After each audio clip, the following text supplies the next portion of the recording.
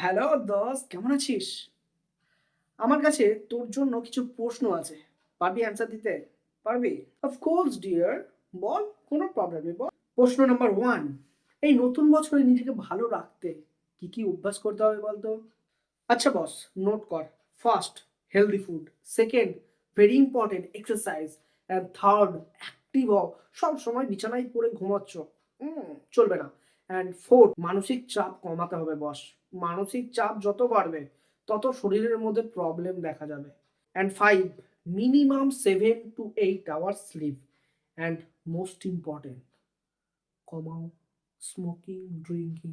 আমি জানি তুমি বেশি কমাতে পারবে না, ছাড়তে পারবে না একেবারে, বাট একদম মিনিমাম করে দাও।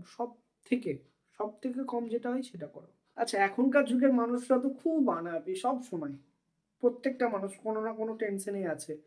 আচ্ছা, মানুষের নিজেকে অসুখী রাখার, আনহ্যাপি রাখার মেন কারণ কি বলতো? মানুষের আনহ্যাপি হওয়ার সব থেকে মেন রিজন নিজেকে অন্যের সাথে তুলনা করা। নিজেকে যত বেশি অন্যের সাথে তুলনা করবে তত বেশি আনহ্যাপি হবে। কেউ যদি নিজেকে 1 মিনিটে হ্যাপি করতে চায়, তাহলে তাকে কি করতে হবে? 1 মিনিটে নিজেকে হ্যাপি করতে চাও, তাই না? আচ্ছা, তাহলে বেরাও, নিজের পছন্দের বন্ধুর সাথে একটু গল্প করে আসো। সব থেকে তাড়াতাড়ি খুশি হয়ে যাবে তুমি। আচ্ছা বলতো, কোন বয়সে মানুষ সব থেকে বেশি চাপে থাকে? কোন বয়সে সব থেকে বেশি চাপ যে বয়সে হয়, দ্যাট ইজ 20 to 50।